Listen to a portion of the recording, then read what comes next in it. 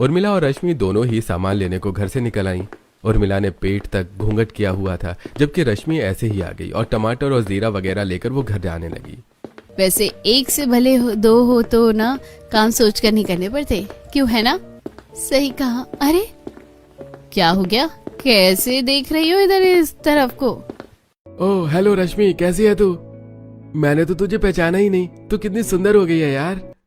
मैं तो ठीक हूँ सुभाष, वैसे तू तो काफी हैंडसम हो गया है, ये हेयर स्टाइल काफी जच रहा है। रश्मि ये तुम किस तरह से बात कर रही हो और कौन हो तुम? रिलैक्स भाभी, अब गुस्सा नहीं कीजिए, मैं बताती हूँ। ये सुभाष है, मेरा कॉलेज मेट, मतलब कि हम दोनों साथ साथ ही कॉलेज में पढ़ते थे, तो हमारी बोलचाल थी। हाँ अच्छा ठीक है। सुभाष भाभी को नमस्ते नहीं करोगे? ये तो मेरी बड़ी भाभी है।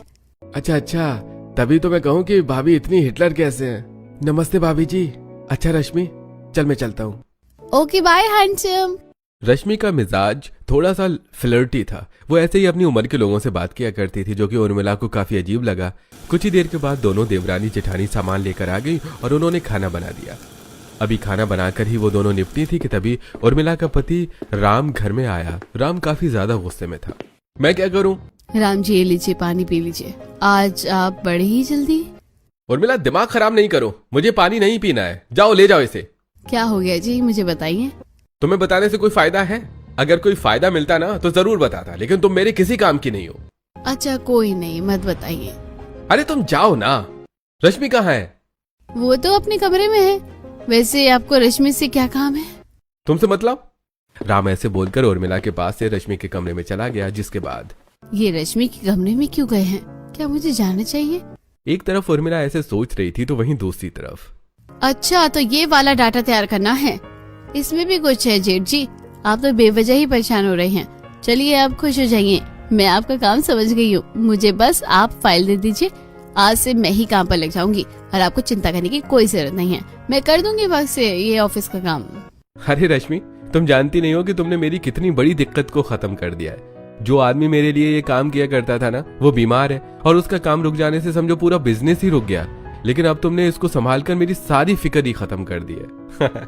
सच में मुझे तुम जैसी ही लड़की की जरूरत थी, जो कि मुझे मेरे घर में ही मिल गई। राम ने ये बात बस बोली ही थी कि तभी वहां उर्मिला आई और उसने ये बात आधी अधूरी सुन ली। उर्मिला ने खुद को जल्दी से छिपाया और ये मैंने अभी अभी क्या सुना? क्या राम जी ने कहा कि उन्हें रश्मि जैसी ही लड़की की जरूरत थी? इसका मतलब कि उन्हें मेरी जरूरत नहीं है? नहीं, ऐसा नहीं हो सकता। आप फिक्र मत कीजिए, मुझे ऐसे क्यों लगा कि जैसे अभी कोई बाहर था। उर्मिला इस बात को सुनकर सीधा अपने कमरे में गई और वहां जाकर रोने लगी। राम जी हमेशा कहते थे कि बोल्ड बनो, कि मैं कभी नहीं बन सकी और इसी वजह से शायद मेरी देवरानी ने मुझसे मेरा पति छीन लिया। नहीं, मैं राम जी के बिना नहीं रह सकती। मुझे एकदम से ऐसे नहीं सोचना चाहिए। आखिर वो मेरे पति हैं और मेरी देवरानी है। उर्मिला ने अपने दिमाग को एक मौका और दिया। वहीं राम ने रश्मि को काम समझाया और वो उसके कमरे से आ गया। राम के ऑफिस में काम ज्यादा था और करने वालों की कमी हो रही थी, जिसकी वजह से राम ने रश्मि को काम दिया क्योंकि वो पढ़ी लिखी थी। लेकिन उर्मिला ने कुछ और ही समझ लिया था। लेकिन अब देखना यह था कि ये कहानी आगे को जाकर क्या मोड़ लेती है। ऐसे ही एक दिन और गुजर गया और आज के दिन उर्मिला और रश्मि दोनों साथ साथ रसोई में नाश्ता बना रही थी कि तभी रश्मि के फोन पर एक मैसेज आया। ये तो राम जी का नाम लिखा हुआ था, लेकिन ये रश्मि को क्या कर रहे हैं? क्या था ये? रश्मि ये क्या हुआ था अभी तुम्हारे फोन में? ओ भाभी, वो मैसेज आना बोलते हैं ना, उसको मेरे फोन पर किसी का मैसेज आया था। क्या मैसेज था? वो किसी ने बुलाया है आज दोपहर को बाहर, लाइक अ डेट, लेकिन ये एक फॉर्मल डेट है। डेट पर जाना उसे ही बोलते हैं ना, जब दो लोग साथ साथ घूमने जाते हैं और खाते पीते हैं। हाँ वही होता है, डेट पर जाना भी बड़ा रोमांटिक है। रश्मि की बात को सुनकर उर्मिला के पांव तले जमीन खिसक गई और वो वहीं खड़े खड़े हैरान रह गई। क्या हो भाभी, आपका भी एक रोमांटिक सी डेट पर जाने का दिल कर रहा है क्या? नहीं, रहने दीजिए, आप शर्मीली इतनी है कि बताएंगी नहीं।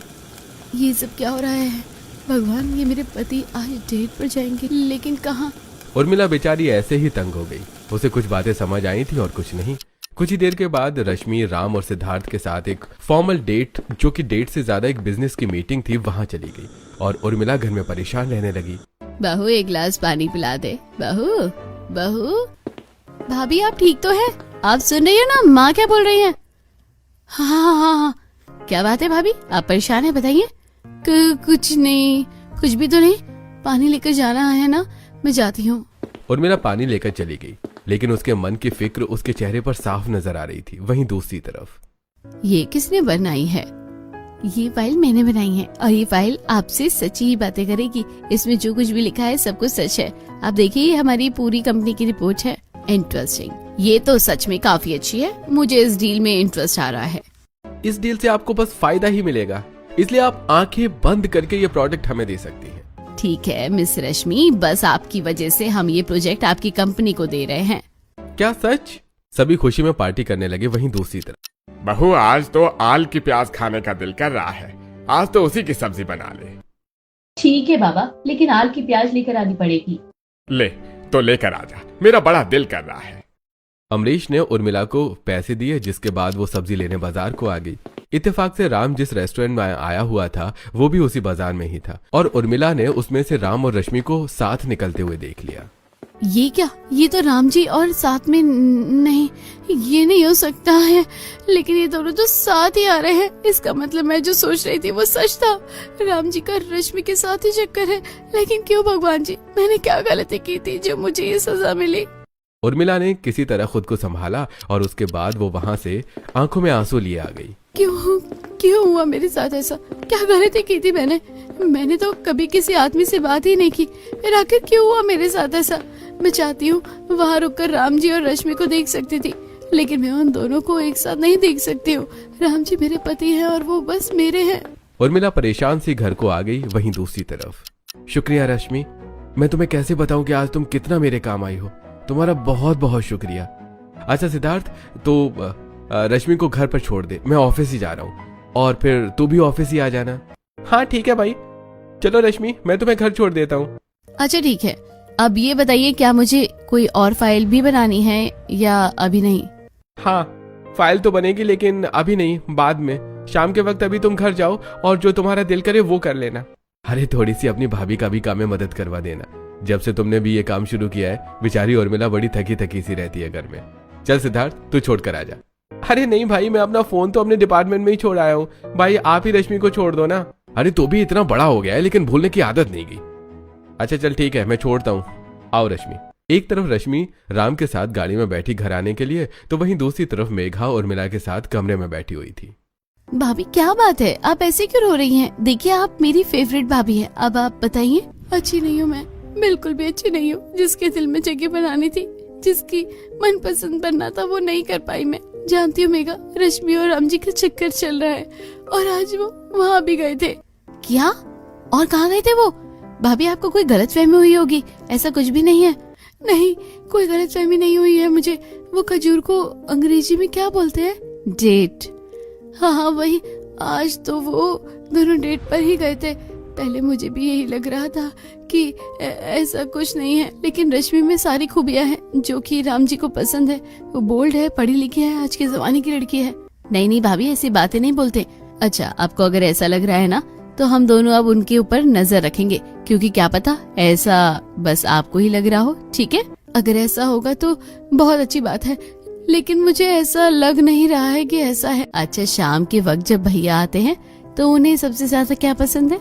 आपके हाथों की चाय। अगर आज उन्होंने खुशी से चाय पी, मतलब आपका वहम है, और अगर नहीं तो शायद थोड़ी थोड़ी ये बात हो सकती है। ठीक है, ये तो भैया की गाड़ी का हॉर्न है। देखो रश्मि साथ ही होगी, तुम खिड़की से देखो।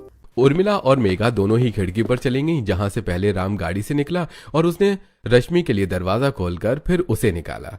देखा, मैं गलत नहीं हूँ। मेरी देवरानी का मेरे पति के साथ होने का मतलब क्या है? अब मेरी इस घर में बहुत जल्द कोई जगह नहीं रहेगी। नहीं भाभी, ऐसा कुछ भी नहीं है, आप रोइए नहीं। उर्मिला मेघा से लिपटकर खूब ही रोई और उसके मन का भारीपन लेकिन तब भी हल्का नहीं हुआ। शाम को जब राम आया तो उर्मिला ने उसके लिए चाय बनाई और लीजिए वे चाय। अब तो आपने न जाने कब से ये नहीं पी होगी। अब चाय पीने को दिल नहीं करता है। वैसे रश्मि कहाँ है? अब बहू से क्या काम अटक गया है तेरा? बाबा आपको समझ नहीं आएगा, वो कमरे में है क्या? हाँ, ऊपर ही है। राम ऐसे बोलकर रश्मि के कमरे में चला गया। पीछे से उर्मिला और मेघा भी जासूसी करने लगी और तुम बहुत अच्छी हो, अगर मेरा बस चलता ना तो मैं हमेशा के लिए तुम्हें अपने पास रख लेता। आपके पास ही तो हूँ, 24 घंटे आपके ही घर में हूँ। सही कहा। संभालो खुद को भाभी। मेघा किसी तरह जल्दी से उर्मिला को उसके कमरे में लेकर गई और बस बस शांत हो जाओ भाभी, आपकी कोई गलती नहीं है। तुमने देखा ना दोनों किस तरह से एक होने की बात कर रहे थे।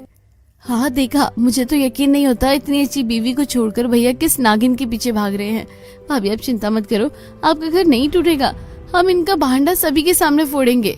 सही कहा, ये रश्मि ही है जो नागिन है, नागिन। मेरे पति तो वरना भोले से थे, अब इसकी ही अक्ल ठिकाने लगानी होगी। ये हुई ना बात। उर्मिला ने मेघा की बात को सुनकर फिर से हिम्मत का दामन थामा। वहीं दूसरी तरफ, सच में तुम काम इतने ज्यादा अच्छी तरीके से करती हो कि मेरा कोई एम्प्लॉय इस तरह से नहीं कर पाता है काम को। चलो ये तो अच्छा ही है कि तुम घर में ही हो। कल ऑफिस बंद रहेगा तो मैं छत पर ही काम करूंगा। कल शाम तक ये फाइल रेडी करके तुम मुझे दे देना, ठीक है ना? ओके बॉस, मिल जाएगी।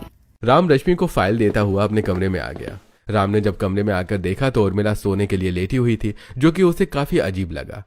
आज उर्मिला सो रही है, वो भी मेरे बिना। वैसे भी कभी नहीं सोती है। चलो कोई नहीं, घर के काम कर करके थक गई होगी। राम भी उसके बराबर में ही लेटा और सो गया। ऐसे ही अगले दिन, आज के दिन राम घर में ही था और काम कर रहा था। रश्मि भी काम में ही लगी हुई थी और उर्मिला अपने घर के कामों में बिजी थी। ऐसे दिन कट रहा था कि तभी राम ने रश्मि को बुलाया। वो बालकनी में बैठा हुआ था। अरे जुड़जी का फोन। हेलो जी जी ठीक है, भैया बुला रहे हैं, जाकर देखती हूँ। रश्मि के पीछे पीछे मेघा भी चली गई और उसने उर्मिला को भी बुला लिया। ये यहाँ क्यों आई है? हाँ तो रश्मि, आराम से चलो यहाँ से मेघा, ये सब मुझसे नहीं देखा जाएगा। भाभी, भैया क्या मिला आपको भाभी के साथ ये करके? भाभी रुको, उर्मिला भाभी खुद को संभाल लेगी, मुझे इनकी बातें सुननी चाहिए। तुम ठीक हो? हाँ मैं ठीक हूँ। आप आज कहीं जाने की बात कर रहे थे? हाँ, मैं तुम्हें बताना चाहता था कि आज शाम को पार्टी है, इसलिए रेडी रहना, ठीक है ना? हम दोनों साथ ही चलेंगे। अच्छा ठीक है, वैसे पार्टी है कहाँ? इस शहर के सबसे बड़े होटल ताज होटल में। तैयार हो जाना। ठीक है। अच्छा तो आज पार्टी है, भैया फिक्र नहीं कीजिए, ये आपकी जिंदगी की आखिरी पार्टी होगी रश्मि भाभी के साथ।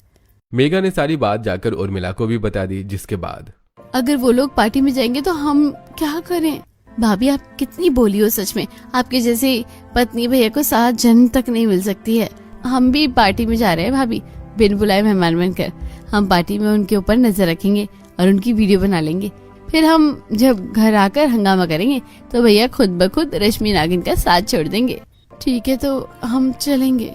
शाम को एकदम वक्त से रेडी रहना। हाँ भाभी, जरा भी अगर देर हुई ना तो अच्छा नहीं होगा, इससे हमारा ही नुकसान होगा। अच्छा ठीक है। दोनों नंद भाभी ने शाम को पार्टी में जाने का मन बना लिया था। बस फिर क्या था, शाम होती रश्मि राम के साथ पार्टी में जाने को निकल गई और सिद्धार्थ ऑफिस से ही पार्टी में शामिल होने वाला था। वहीं दूसरी तरफ, चलो भाभी, ऑटो ऑटो, हमें ताज होटल पर छोड़ना होगा। हाँ हाँ वही बड़े वाले। वहाँ छोड़ने के एक बंदे का किराया 500 रुपए लूंगा। अरे छोड़े तो सही, कितना ही ले लेना चाहे। चलो भाभी आ जाओ। ठीक है भैया चलिए। दोनों नंद भाभी ऑटो में बैठी और कुछ ही देर के बाद वो पार्टी में चली गई। जहाँ, हेलो मिस्टर मल्होत्रा जी, कैसे हैं आप? हेलो। हाँ आप तो बस क्या ही कहने हैं। इस तरह इतनी कम उम्र के नौजवान ने कभी इस तरह के प्रोडक्ट्स को ऐसे नहीं संभाला। क्या बात है। हाँ, सब बस हमारी टीम की एक नई मेंबर रश्मि का कमाल है। देखो भाभी, ये रहे भैया, तुम भी घूंघट कर लो नहीं तो हम नजर में आ जाएंगे। दोनों नंद भाभी घूंघट करके वहां राम के पास को ही खड़ी हो गईं। हेलो मिस रश्मि। मिस रश्मि बहुत ही ज्यादा समझदार है और टैलेंटेड भी है। जैसे ही मैंने इनको प्रोजेक्ट दिया तो समझो बस मेरा काम बनता ही गया। नहीं नहीं, मुझे तो खुशी है कि मैं अपने जेठ जी के साथ काम कर सकी। जेठ? सच में? अरे राम जी, आपने तो कभी बताया ही नहीं कि ये होनहार आपकी भाभी है। अरे हाँ, बस रिश्ते अपनी जगह हैं और काम अपनी जगह। काम में तो मैं इन्हें बस एक एम्प्लॉय की तरह ही देखता हूँ। यही सबसे अच्छी बात है। मैं भी आपको अपने बॉस की तरह ही देखती थी, जिसकी वजह से मैंने काम को लगने से किया। अगर ये सोच लेती कि आप मेरे जेठ है तो शायद मैं इतनी फिक्र से ये सब नहीं कर पाती। राम और रश्मि की बातें आज अलग ही उर्मिला और मेघा को सुनाई दे रही थी, जिसकी वजह से वो दोनों ही कंफ्यूज हो गईं। ये क्या हो रहा है यहाँ? अब यहाँ आकर तो कुछ ऐसा नहीं लग रहा जो कुछ हम सोच कर आए थे। हेलो हेलो रश्मि, मैं तुम्हें ही याद कर रही थी। हेलो मिसेस कमला जी, कैसी हैं आप? आई एम गुड, तुम बताओ कि तुम कैसी हो? आई नो तुम्हारी जेठ जी इस प्रॉफिट का क्रेडिट तुम्हें ही देंगे। नहीं, जितनी मेहनत मैंने की है उससे कई ज्यादा मेरे जेठ और मेरे पति ने की है। मैंने तो बस सहारा लगाया है। इनकी अच्छाई है जो इन्होंने मुझे इतना मान लिया। ऐसा नहीं है, अच्छा आप लोग खाना तो खाइए, इट्स अ पार्टी। राम भैया पता नहीं सिद्धार्थ कहाँ रह गए हैं। अरे चिंता नहीं करो, वो आता ही होगा। राम ने ऐसे बोलकर रश्मि को समझा दिया, जिसके बाद वो अकेले जाकर खाना खाने लगा। दूसरी तरफ रश्मि भी खाना खा रही थी और मेघा और उर्मिला दोनों की ही कुछ समझ में नहीं आ रहा था। भाभी मुझे तो लगता है कि आपको ऐसे घबराने की जरूरत नहीं है। ये पार्टी कोई रोमांटिक पार्टी नहीं बल्कि एक बिजनेस पार्टी है और शायद रश्मि भाभी भैया के काम आई होंगी, इसलिए उन्होंने उन्हें इनवाइट किया। क्या हुआ भाभी, आप कुछ बोल क्यों नहीं रही? उर्मिला भाभी और मेघा तू भी, आप लोग यहाँ? हाँ हाँ देवर जी, वो भाई आप भी यहाँ हो। कुछ नहीं, हम जा रहे हैं। सिद्धार्थ मेघा और उर्मिला को देखकर हैरान हो गया, जिसके बाद उसने राम को भी ये बताया। लेकिन तब तक उर्मिला और मेघा वहां से जा चुकी थी। उर्मिला यहाँ थी, लेकिन किस लिए? वैसे तो हमारी ऑफिस की पार्टी थी, लेकिन भाभी और मेघा यहाँ क्यों थी? चलो घर चलकर देखता हूँ कि बात क्या है। राम ने पूरी पार्टी को खत्म किया, जिसके बाद तीनों भाई और भाभी घर आने को निकल गए। वहीं दूसरी तरफ तो सिद्धार्थ भाई ने भाई को बता दिया होगा। हम राम भाई को क्या जवाब देंगे भाभी? पता नहीं। हम घर आ गए माँ। मेरा लाल आ गया। माँ वो छोड़ो, ये बताओ कि उर्मिला और मेघा कहाँ हैं? मैं यहाँ हूँ। उर्मिला क्या हरकत थी ये? तुम बिना बताए पार्टी में आ गई थी। वैसे मुझे तुम्हें घूंघट में वहां देखकर लगा तो था कि ये तुम हो, लेकिन फिर मुझे लगा कि तुम वो घूंघट वाली क्यों होगी। बताओ उर्मिला। भाभी से नहीं पूछो भैया, मैं बताती हूँ हम वहाँ क्यों गए थे।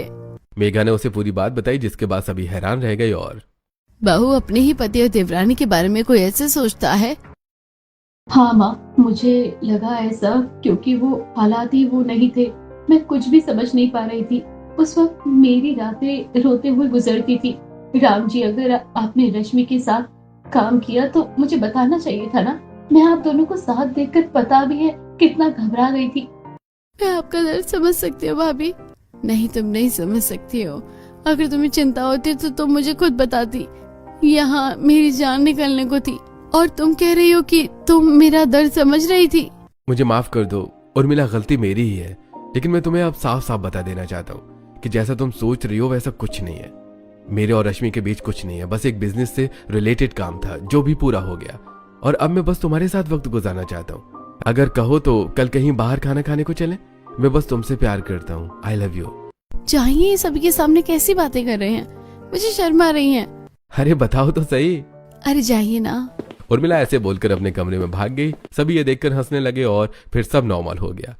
अब उर्मिला की जिंदगी में सब कुछ खुशहाल हो गया था और सब ठीक हो गया था।